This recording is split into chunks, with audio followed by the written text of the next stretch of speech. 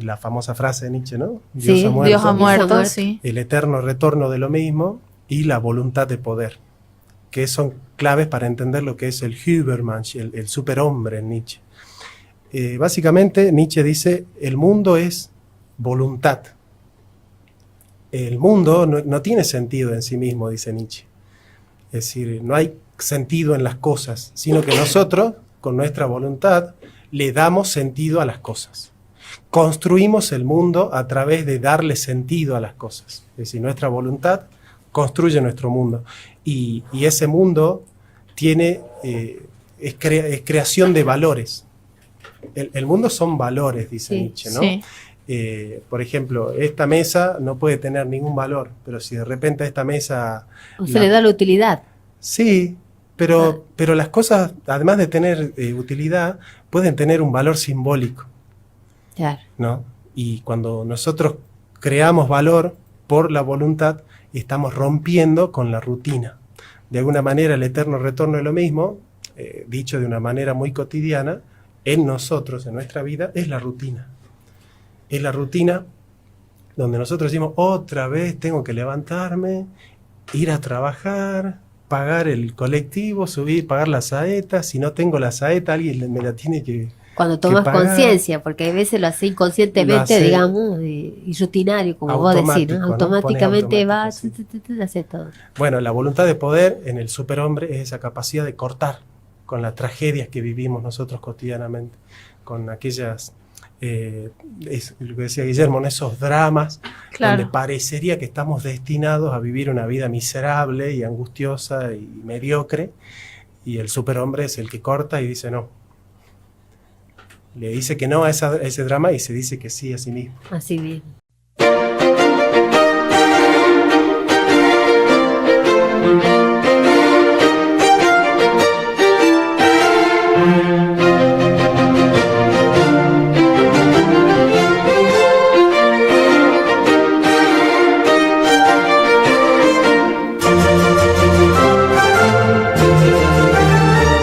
Los presentamos con un fuerte aplauso. Están Jonathan Ramos y Guillermo Ramadán. Muy buenas noches, bienvenidos. Muchas gracias. ¿Cómo están? Muy bien, muy bien. Contenta de tenerlos acá para que nos comenten un poco de este curso tan lindo. Bien, nosotros estamos programando, bueno, en realidad yo soy el que lo programa, pero Guillermo también forma parte del grupo de filosofía al que pertenecemos. Estamos programando un curso de mitos, de mitos y filosofía, que se llama Mitos del Eterno Retorno. Y vamos a tocar temas sobre la...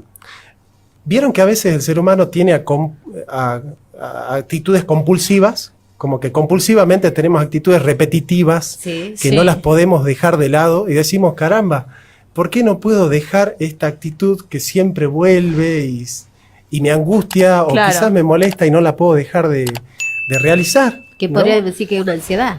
Es una ansiedad, es una compulsión a la repetición, un trastorno del carácter o del comportamiento. Bueno, el filósofo que toca ese tema se llama Søren Kierkegaard, que es un filósofo danés del siglo XIX. Federico Nietzsche, que es un autor alemán también del siglo XIX, habla mucho de un profeta persa que se llama Zaratustra. Y él habla también del eterno retorno. Bueno, autores que van a plantear otra concepción del tiempo, porque en general en Occidente nosotros concebimos al tiempo de manera lineal. Eso nos trajo el cristianismo, ¿no? Es decir, el tiempo comienza en el Génesis y termina en el Apocalipsis. Entonces tenemos un tiempo lineal. Pero en los mitos antiguos el tiempo es cíclico. Por eso surgen las tragedias. La tragedia es que nosotros no podemos evitar aquellas dramas de la vida que siempre vuelven, que siempre están amenazándonos y angustiándonos, ¿no? Sí, la tragedia sobre todo es el no aceptar aquello que ya está predestinado para nosotros. Entonces, como yo no lo acepto, eso viene como una tragedia a mi vida. Si yo lo hubiera aceptado, no hubiera sido trágico. Pero la tragedia implica una predestinación. Sí, tal cual, ¿no? La verdad que yo entiendo. Chicos, coméntenos un poquito, ¿cómo es que surge este título, no? Porque la verdad que me llama mucho la atención, los mitos del eterno, todo.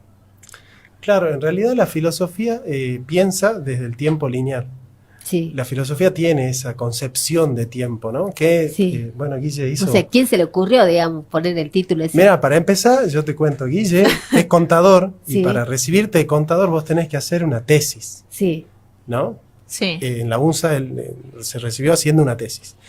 La tesis que presentó Guillermo es sobre las concepciones del tiempo en la antigua Grecia. O sea, en cómo gestionar el tiempo, cómo hacer que el tiempo sea productivo, Claro. pero el 90% de la tesis son filósofos griegos y mitos griegos que hablan sobre el tiempo. Entonces yo siempre le digo a Guille que él se recibió de licenciado en filosofía en la carrera de economía. Claro. Y bueno, ahí él desarrolla un poco el cronos, que es el tiempo lineal, que es un tiempo que va devorando el presente.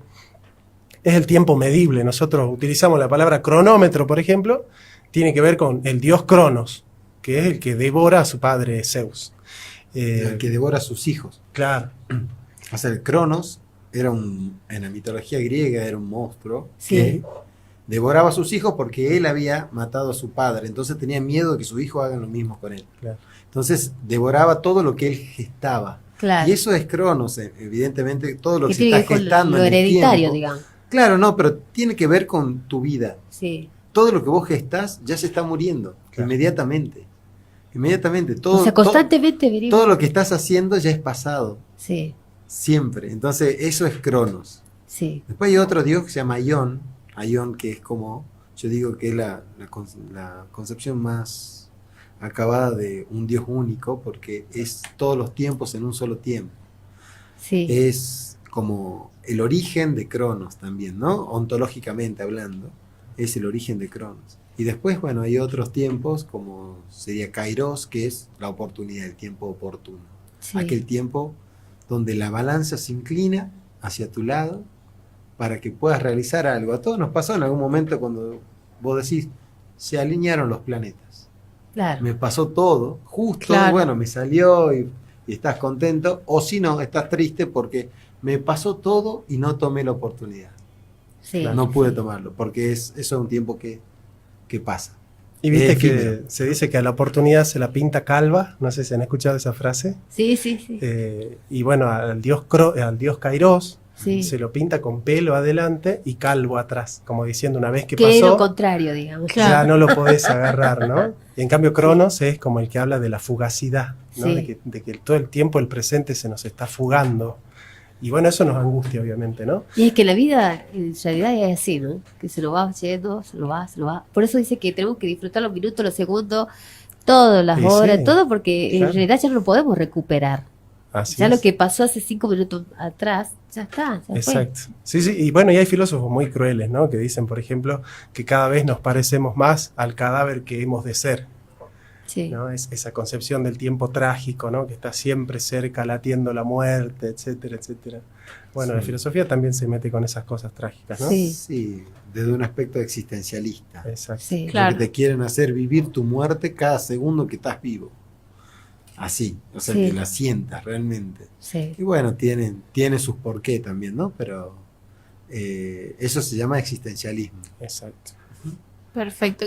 ¿A qué hace referencia cuando Nietzsche habla del superhombre y ese eterno retorno que él lo ve como positivo, el superhombre, este eterno retorno? Sobre lo que Nietzsche trata en el libro Así habló Zaratustra, Aurora, Ecce Homo, aparecen tres conceptos claves que son la muerte de Dios, la famosa frase de Nietzsche, ¿no? Sí, ha muerto, Dios ha muerto, muerto. sí. el eterno retorno de lo mismo y la voluntad de poder, que son claves para entender lo que es el Übermensch, el superhombre en Nietzsche. Básicamente Nietzsche dice, el mundo es voluntad. El mundo no tiene sentido en sí mismo, dice Nietzsche. Es decir, no hay sentido en las cosas, sino que nosotros, con nuestra voluntad, le damos sentido a las cosas. Construimos el mundo a través de darle sentido a las cosas. Es decir, nuestra voluntad construye nuestro mundo. Y ese mundo tiene, es creación de valores. El mundo son valores, dice Sí, Nietzsche, ¿no? Sí. Por ejemplo, esta mesa no puede tener ningún valor, pero si de repente a esta mesa O se le da la utilidad. Sí, pero las cosas, además de tener utilidad, pueden tener un valor simbólico. Claro. ¿No? Y cuando nosotros creamos valor por la voluntad, estamos rompiendo con la rutina. De alguna manera, el eterno retorno de lo mismo, dicho de una manera muy cotidiana, en nosotros, en nuestra vida, es la rutina. Es la rutina donde nosotros decimos, otra vez tengo que levantarme, ir a trabajar, pagar el colectivo, subir, pagar la saeta. Si no tengo la saeta, alguien me la tiene que Cuando tomas conciencia, porque a veces lo hace inconscientemente, digamos, y rutinario, como vos decís, ¿no? Automáticamente va, sí. Hace todo. Bueno, la voluntad de poder en el superhombre es esa capacidad de cortar con las tragedias que vivimos nosotros cotidianamente, con aquellas, es lo que decía Guillermo, en esos dramas, donde parecería que estamos destinados a vivir una vida miserable y angustiosa y mediocre, y el superhombre es el que corta y dice no. Le dice que no a ese drama y se dice que sí a sí mismo. Así mismo. Claro. Y sí, porque constantemente, bueno, lo que decía un profesor de nosotros en la universidad, que constantemente estamos a veces no haciendo lo que queremos, no gozamos de lo que realmente queremos hacer. Porque siempre estamos, digamos, dependiendo de... Claro. Él nos decía así, ¿no? No recuerdo el autor que veíamos. Sí, sí. Queremos cumplir tanto con el deber, claro, que nos olvidamos de nuestro deseo. Del gozo. ¿No? Exacto. ¿Por qué también menciona que cada hecho de la vida tiene una importancia infinita? ¿Por esto mismo de la rutina de que estamos hablando? No, justamente por eso, porque en cada momento de la vida tenemos la oportunidad de ejercer nuestra voluntad de poder y de cambiar el rumbo que venimos teniendo. Es cada momento de la vida el cual puede suceder algo que nos permita elevarnos de alguna manera en valores y poder cambiar las cosas. Y a eso aboga Nietzsche, ¿no? En particular, digamos. Claro. Es un autor muy interesante, muy, muy interesante. A mí me gusta mucho de Nietzsche la concepción del tiempo. Como decía Jonathan, vimos temas temporales, y Nietzsche trata justamente, como vos decís, ¿viste? El instante, el tiempo, la atemporalidad, la temporalidad. Trabaja muchos temas que son muy, muy interesantes. Uno invita a la gente a leer Nietzsche, a leer filosofía en general, porque hace bien.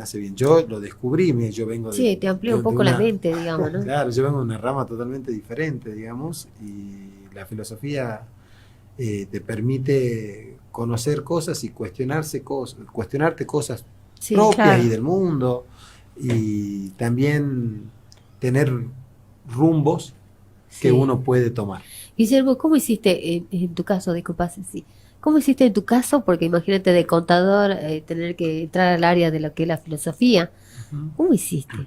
Bueno, lo logré gracias a un gran maestro como es Jonathan, porque la verdad que sí es un excelente maestro, además de un excelente filósofo, y de la mano de él.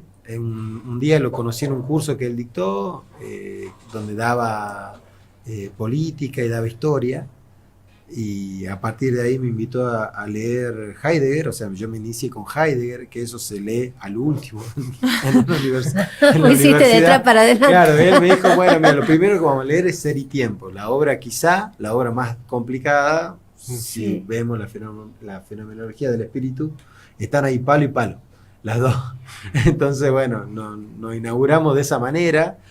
Y claro, para leer eso tenés que saber muchas otras cosas, y fuimos aprendiéndolas de a poco. Así que, bueno, hoy considero que me he inmiscuido lo suficiente en filosofía como para poder entender por lo menos todas las ramas de las cuales estamos hablando. ¿Qué podés resumirnos de esa tesis? ¿Cómo fue recibida en tu facultad? Porque me imagino que de ser contador, o sea, estudiar para contador, y que más del 60% sea filosofía, ¿cómo fue? Claro, en realidad, digamos, la tesis tiene una introducción porque habla de la gestión del tiempo en las organizaciones, pero yo lo tomé muy filosóficamente, y cada capítulo de la tesis no es muy larga, pero tiene una parte filosófica fundamental. Entonces yo, al crear conceptos, no solamente estaba teniendo, porque en realidad más que tesis son trabajos finales. Claro. Entonces, yo sí me permití crear muchos conceptos dentro de la tesis, cuando hacíamos planificación, cuando decíamos el origen del tiempo. La verdad que dentro de las organizaciones yo resumiría la tesis diciendo que las organizaciones tienen que hacerse cargo de que una buena gestión del tiempo no es solamente hacer una gestión de tareas, sino que implica hacerse cargo de que están viviendo en un tiempo que va corriendo, que nos va corriendo, y que nosotros tenemos que ser gestores de oportunidades. Sería algo así como lo de Nietzsche, pero para las organizaciones. Claro. O hablaríamos de la división de trabajo, como vos decís, compartido. Claro, bueno, generalmente cuando uno hace gestión del tiempo, uno lee un libro de gestión del tiempo y te dicen cómo tenés que hacer para ser más eficiente. Tengo 24 horas, ¿qué tengo que hacer? Y bueno, echar nafta una sola vez al mes, llenar el tanque, te dicen no vayas 4 veces, porque si no va a perder 2, ahí está, ganaste 2. Claro. No, bueno, ese tipo de recetas yo traté de evitarlas lo más que pude, no pude del todo, pero sí lo más que pude, porque bueno, realmente a mí me interesaba otra cosa. Sí. Y en tu caso, Jonathan, ¿cómo fue tu caso, digamos? Porque vos también sos profesor de historia. Sí. ¿Cómo llegué a la filosofía? ¿Cómo llegaste a la filosofía? Yo estudié historia, empecé a los 19 años. Y ahí empezó a surgir un programa en Canal Encuentro que se llamaba Filosofía Aquí y Ahora, de José Pablo Feynman. Nosotros le decimos la tía. ¿Por qué? Y bueno, si ustedes lo vieron, van a ver, decir una señora. Sí. Es un hombre grande. La tía Feynman. Bueno, me empecé a apasionar mucho con la filosofía. Mi papá tenía muchos libros de filosofía en su casa. Sí. Empecé a sacarlos y a leerlos. Yo también empecé con Heidegger, como Guillermo. Somos muy atípicos en eso. Y bueno, me anoté. Dejé la carrera de historia. Me acuerdo que me faltaban 2 materias para recibirme. Sí. Y dije, no es lo mío la historia. Así que me metí en filosofía y me recibí antes de filosofía. Terminé historia el año pasado porque decía, no puede ser que deje algo abierto, que me faltan 2 materias y ya habían cambiado el plan de estudio. Y me decían, mirá, si no te recibís ahora vas a tener que hacer como 7, 8 materias más. Claro. Sí. Así que terminé ahí. Aparte yo siempre digo, no es que uno elige la filosofía, sino que la filosofía lo elige a uno, ¿no? Es como algo que te atrapa, que te absorbe y es una vocación, es un llamado. De hecho, la palabra vocación viene de voz interior, ¿no? Sí. La vocación es escuchar esa voz interior descubrir, de ¿no? tu alma, que está en el corazón, siguiendo la línea de la temática que habían propuesto ustedes. Sí. Y escuchar el corazón, escuchar esa voz interior que tenemos nosotros que nos dice, tenés que dedicarte a esto, tenés que entregar tu vida a esto como servicio al prójimo, digamos, ¿no? Claro. Sí. Con respecto a tus libros, que hiciste varios libros, ¿no es cierto? Publicaste, ¿cuántos fueron? Yo llevo publicado alrededor de 4 o 5 libros. Sí. El primero lo publiqué a los 19 años. Sí, re jovencito. Y al principio mis libros son muy heterogéneos. El primero fue un análisis antropológico del libro del Génesis, de la Biblia. Yo nací en el seno de una familia evangélica, entonces con mucho contacto con la Biblia y con del extremo otro. Con el cristianismo, sí. Y después la filosofía. Sí. Y bueno, después estudié mucho el tema de las relaciones de poder en la iglesia. Sí. Me gustó mucho la temática de cómo la iglesia fue construyendo poder y fue ejerciendo y legitimando su poder a través de las teologías que fue casi construyendo. como Foucault. Como Foucault, exactamente, el poder pastoral de Foucault. Estás bien informada. ¿Ves que tenés que rendir la materia? ¿Viste? Tengo que rendir. Sí. Ella tiene así como una lluvia de ideas. Sí. Yo sé. Me gusta leer, te digo, ¿no? Me encanta leer. Por eso es que me acuerdo. Digamos. De estos temas que estamos sacando con Guillermo, que es Nietzsche, Kierkegaard, Joseph Campbell, lo vamos a estar tocando. Este jueves comienza el curso que vamos a dar en las instalaciones de Canal 7 de Salta, que queda en el pasaje Los Tulipanes 463, en Villa Las Rosas. ¿Cómo hace para inscribirse? No, ese día tienen que ir y ahí los inscribimos. Bien. Perfecto, es abierta para todo público. Abierto para todo público. La primera hora va a ser en privado y la última hora va a ser en vivo. Entonces vamos a dar un tema, vamos a salir al aire y la gente que esté en el tomando el curso puede hacer preguntas y van a ser escuchados en la radio, etcétera. Ay, qué bueno. Qué interesante. Está bueno. Sí, es una modalidad que queremos implementar con Raúl Belmont, que es el director de la cooperativa del canal. Claro, palabra y verdad. Palabras y verdades. Así es. Exacto. Ya lo vamos a traer también a él. Sí, le invitamos y a ustedes también están invitadas al canal. Ah, bien, muchísimas gracias. ¿Con qué otros temas nos podemos tocar, nos vamos a topar cuando vayamos al curso? Bueno, mira, el mito es un relato. La palabra mito significa relato o discurso. La filosofía también es un discurso. Pero el mito tiene el poder de congregar los corazones, de congregar las emociones. Hay un libro muy bueno sobre el eterno retorno, que lo escribió Albert Camus, que se llama El mito de Sísifo. Sí. Sísifo estaba condenada a levantar una piedra de día y bajarla de noche. Levantarla de día y bajarla de noche. Esa era como la rutina de Sísifo, ¿no? Sí. Por eso la repetición, el eterno retorno. Y en su libro sobre el mito de Sísifo, Camus dice que el problema fundamental de la filosofía es por qué vivir y no más bien el suicidio. Sí, ¿por qué seguir viviendo y no más bien suicidarme? Ese es el tema fundamental de la filosofía, porque se da cuenta que la vida no tiene sentido, que en realidad lo que hacemos nosotros es engañarnos y darle sentido a la vida a través de las pasiones, de los deseos, de los sueños. Entonces dice Camus, cuando vos perdés ese sueño, pierde sentido de la vida. Por ejemplo, vos decís, el sentido de mi vida es salir con esta persona, el amor romántico. Sí. Y pones todo tu corazón en esa persona y decís, yo vivo para esta persona. Cuando la perdés a esa persona, ya no tiene sentido tu vida. Que está vacío. Claro. Exacto. Entonces él dice, ojo con darle sentido a la vida con cosas que son fugaces y que podemos perder. Porque si perdemos a eso, no nos queda más que el suicidio. Entonces el mito, de alguna manera, nos enseña a nosotros a construir sentido allí donde no lo hay, para poder vivir. Claro. Eso hace el cristianismo, por ejemplo. El cristianismo es un gran mito, es un gran relato que nos ayuda a darle sentido a las cosas. Por ejemplo, si yo estoy sufriendo, digo, no, Dios quiere que sufra para padecer el sacrificio de Cristo, o Dios quiere que sufra para enseñarme, para educarme, o para corregir mis pecados. Es un mito que funciona. Si yo no tengo eso como puntal, me muero. Y la filosofía no le da sentido a la vida. Ninguna de ustedes daría su vida por la teoría de la relatividad o por libros, ¿se entiende? O por la teoría de las ideas de Platón. Pero por un mito, sí. Por eso hay gente que muere por Cristo. ¿Cuánta gente dio la vida por Cristo en las cruzadas, en la conquista de América? También. Sí. Es otro gran mito. Sí. Pero hay algo que yo quiero decir respecto de esto y de la palabra mito y de cómo es que nosotros ya hicimos varios cursos respecto de los mitos y de los orígenes de la filosofía, sobre todo de eso.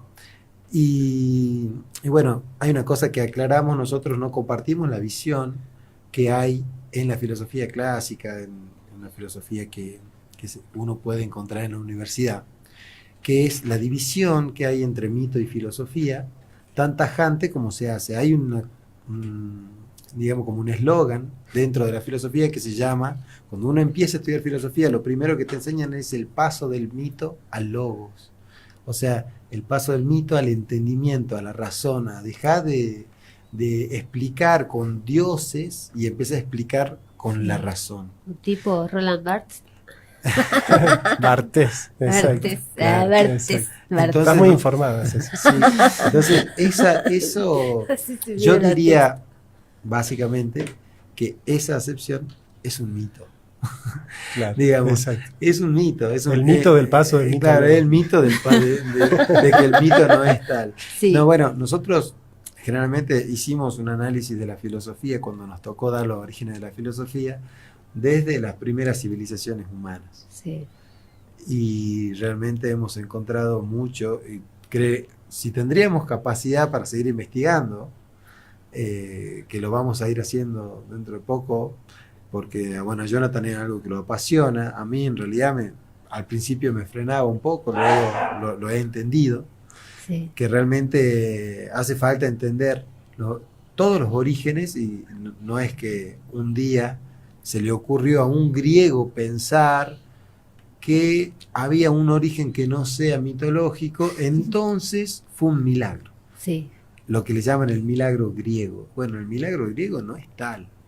De hecho, y para que quede constancia que no lo digo yo, lo dice Aristóteles. Aristóteles funda su filosofía, sí, en Egipto y en otros lugares, no solamente. Entonces, si ellos mismos decían que su filosofía no nacía en Grecia, ¿por qué nosotros lo decimos? Claro. Esto es muy novedoso, verdad, ¿no? Sí. La filosofía sí, no sí. nació en Grecia, y lo dice Platón en el Timeo, y lo dice Aristóteles en la Metafísica, en el libro Alfa de la Metafísica. Exactamente. Eso ya es muy novedoso. Sí.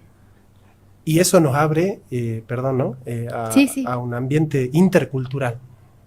Porque nosotros sostenemos, la tesis de nosotros, como grupo de filosofía, es que el eurocentrismo es hijo del helenocentrismo. Es decir, pensar nosotros que todo se resuelve en Europa, que Europa es la civilización y nosotros somos la barbarie, como sostenía Sarmiento, bien sabrán ustedes.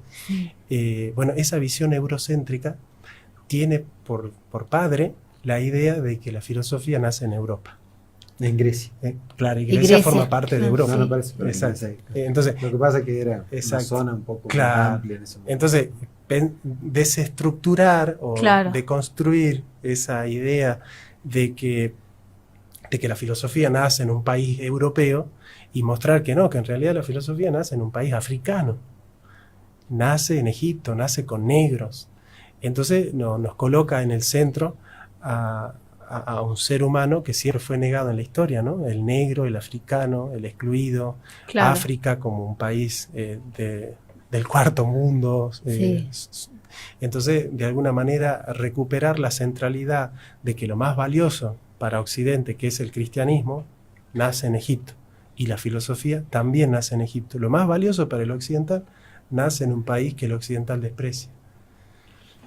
¿No? Entonces, no sé si se dan cuenta. Una vuelta ubica de otro lado, ¿no? Sí, yo creo que eso es bueno, rescatar las culturas que no fueron rescatadas en la historia, ¿no?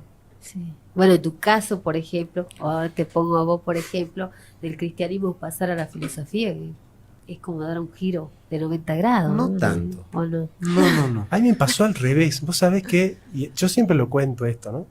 Yo, en un momento fui muy marxista, muy progresista, y yo, por ejemplo, yo militaba el aborto hace 15 años, cuando del aborto acá en Salta nadie hablaba, ¿no?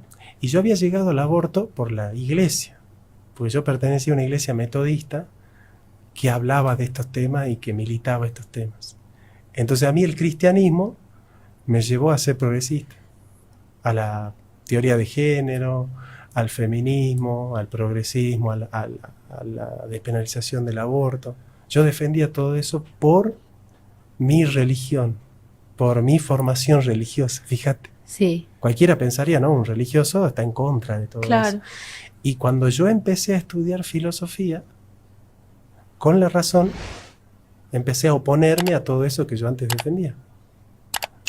Curiosamente, yo no sé si hay muchos casos, mi religión me llevó al progresismo y la filosofía me llevó a una visión más, no conservadora, pero sí un poquito más reservada en cuanto a esas cuestiones. Claro. Y bueno, desde el peronismo, ¿no? Y esa postura. Sí. Pero bueno, es algo muy atípico, digamos, en la mayoría de los casos se da al revés. Pero vos sos único, te digo, porque no he escuchado a nadie que me diga eso. Sí, de hecho, el libro que publiqué sobre el cristianismo fue desde el progresismo. Hay capítulos donde yo soy absolutamente feminista, pero hasta el punto de decir que tienen que gobernar las mujeres. Decía, escucho nombres. Ya se los traigo. Si quieres. Así que fue todo un tema eso. Sí. No todas las religiones son conservadoras y no todas las filosofías son de izquierda, por ejemplo, ¿no? Claro, exactamente. Bueno, chicos, coméntenos un poquitito, en el caso tuyo, Jonathan, cuando tenés que escribir, ¿cómo haces para inspirarte? ¿Tener un horario? Siempre casi de noche. Sí. Porque cuando vos escribís, a mí me pasa, es cuando no podés hablar con nadie. Hay ciertos temas que no podés tocar con nadie. Así yo les digo, pero no se asusten, ¿no? Por ejemplo, la disrupción fenomenológica del ente intensivo. ¿Con quién voy a charlar ese tema? Con la Armada. ¿Qué es eso? Entonces vos decís, ¿con quién habla este tema? Y como no tenés nadie con quien hablar de esos temas, entonces decís, bueno, voy a charlar con la computadora. Entonces abrís el Word. Lo llamo a Guillermo. O lo llamo a Guillermo. Claro. Guille a las 12 ya está manda durmiendo. audios. Mando audio, soy re pesado. ¿Y qué dice tu Guille, señora? miraste. Ya lo está acostumbrado. silencié, lo tuve que silenciar. Pero sí, audios así Eso sí, no de por ideas todo, filosóficas, eso funciona, ¿no? Claro. Funciona Sí, porque por ahí uno tiene una idea y tenés con quién compartirla, y aunque esté mal, bien, no importa, porque de hecho nos vamos corrigiendo, digamos. Sí. Claro. Entre Entonces, ¿qué te parece? Mira tal cosa y... Che, pero vos audio. también mandás audio, ¿eh? No, por eso. Hacete cargo, ¿no? No, dice, solo- Pero Guille a las 12 ya está en el sobre. Después de las Claro, 12 sí. no cuenten con el Guille. No. Y bueno, yo me enciendo después de las 12. Claro. Porque mis amigos donde salen a bailar, yo me quedo en mi casa a leer. Y ya lo perdí a Guille, entonces me pongo a escribir. Y la mayoría de mis libros surge así, digamos, porque estoy charlando conmigo mismo, Claro. en una página, escribiendo. Y bueno, ahí vuelco muchas ideas. Y vieron que vos podés abrir en internet ventanas. Sí, sí, sí. Abro 14 ventanas con 14 libros distintos y voy Y ahí leyendo va, y voy sacando ideas. Y Sí. bueno, puedo pasar 10, 11 horas sin comer, sin dormir, solo leyendo. Claro. Eso te iba a preguntar, ¿no? Pues nos dijiste que tu primer libro lo sacaste a los 19 años. Sí. O sea, en plena joda de Olvídate. adolescentes, de jóvenes. Olvídate. ¿Cómo Yo estaba fue en la eso? época de 825, no sé si se acuerdan. No. En la Valca había un boliche que se llamaba 825. Todos mis amigos siempre iban a 825. Y yo me quedaba, obviamente que a veces sí salía, ¿no? Pero la mayoría de las veces, y le salía muy barato yo a mi mamá. Porque, imagínate, ¿no? Mis amigos le pedían plata a sus padres para ir a Claro, para bailar. salir. Y yo le salía barato a mi mamá porque me quedaba en mi casa a leer. Claro. Entonces mi No mamá me gastaba aplaudía. Claro, estaba contenta. Y bueno, surgió porque la filosofía es un tipo de enfermedad.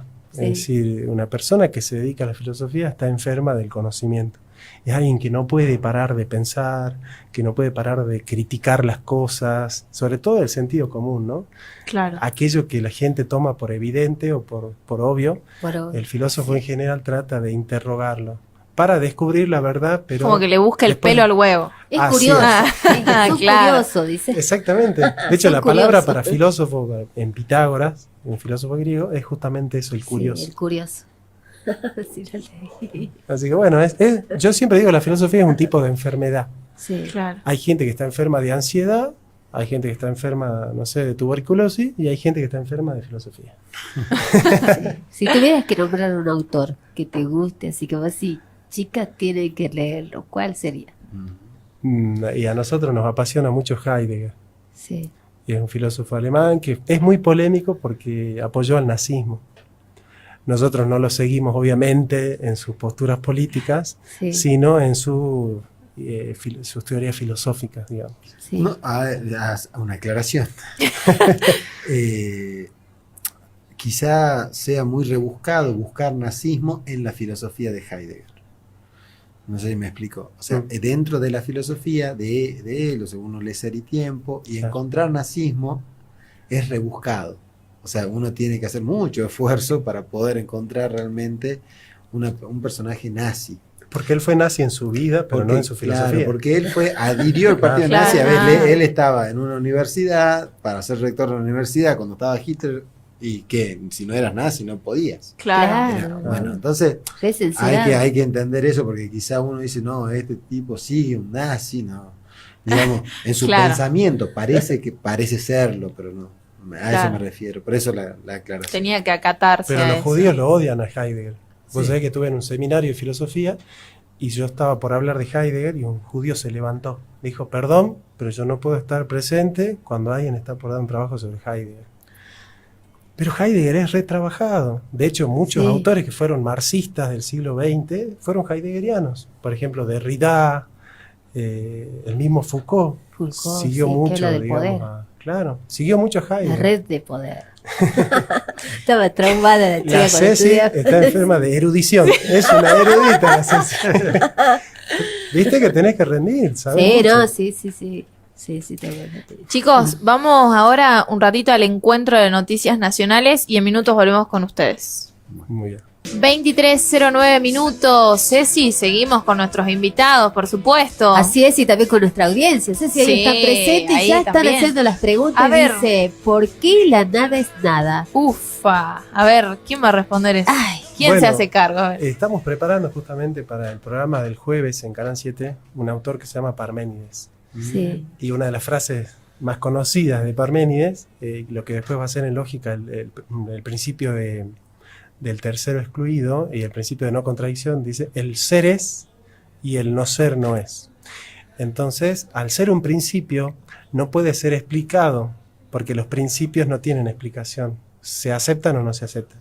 Yo, por ejemplo, te digo, esta mesa existe. Sí. Y vos me decís, no te creo.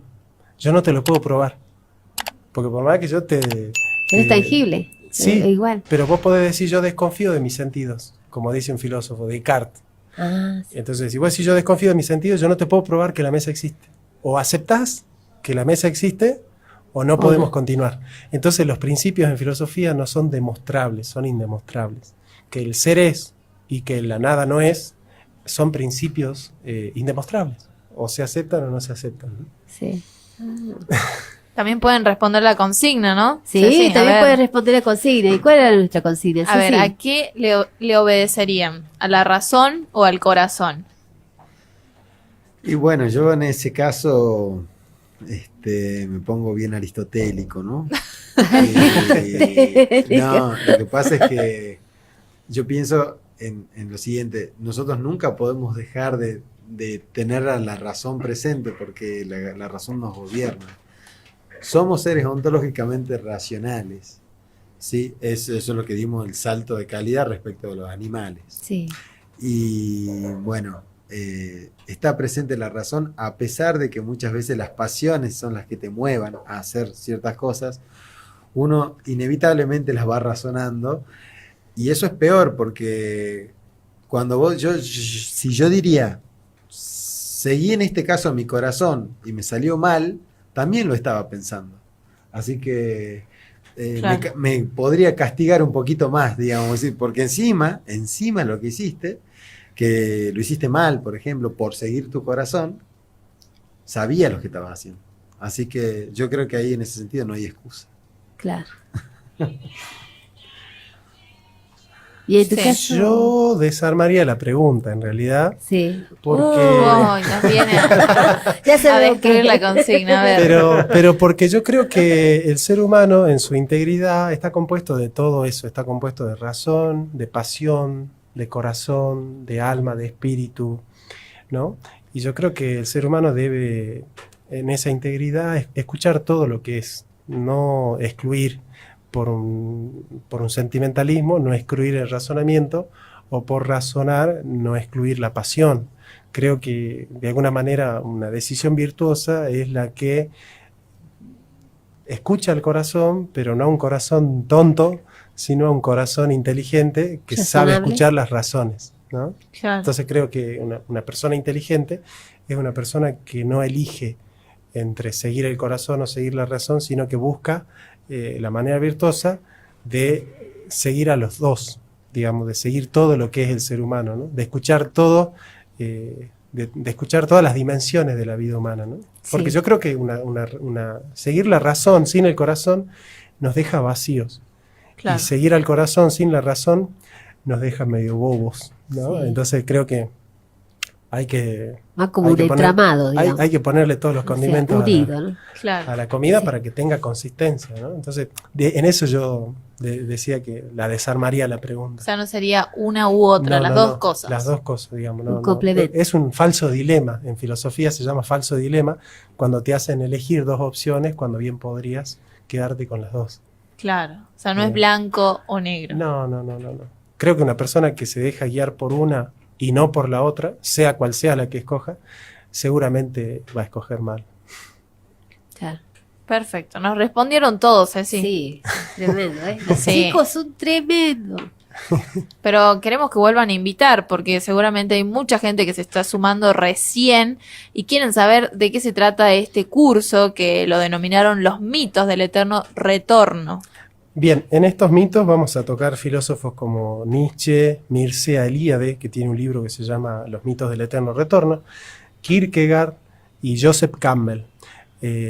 Estos autores hablan de los mitos y las concepciones del tiempo como cíclicas. Los vamos a empezar este curso el jueves de 17 a 19 horas en las instalaciones del Canal 7, que queda en el pasaje Los Tulipanes 463. Perfecto, están todos invitados. Todos invitados. Así. Muchísimas gracias, chicos, por venir a compartir con nosotros, por dejarnos así preguntas para que sigamos pensando nosotras y responder nuestras consignas. Sí, sí, por supuesto. Así que estamos muy agradecidos, la verdad que estamos re Gracias, felices de chicas. tenerlo aquí. Y Y esperemos que extensiva la pronto invitación. vengan, aunque sea con la guitarra, porque ellos también, aparte de ser filósofos, también tocan la guitarra. también. Bueno, encanta. Ceci me pedía que traiga la guitarra hoy. Sí, Le dije, no vamos a mezclar con lo poquito que hacemos de filosofía.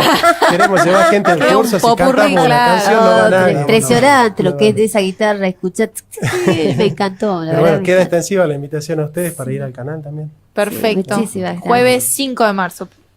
Este jueves, sí. Claro, este jueves. Exactamente. Muchísimas Pasamos. gracias por la invitación, la verdad que por el espacio y sobre todo para que podamos difundir un poco de filosofía, para que la gente pueda pensar. Eso es muy valioso, sobre todo en esta época donde la gente le cuesta un poco, ¿no?, pensar. Sí. Está muy vaga, quizá por la tecnología, quizá porque tiene todo rápido y fácil. Un poquito de pensamiento y de esfuerzo y de que te quede la pica Sí. es muy buena. Así que bueno, muchísimas gracias por brindar ese espacio. Sí, muchísimas gracias a ustedes. Gracias a ustedes. Gracias, chicas.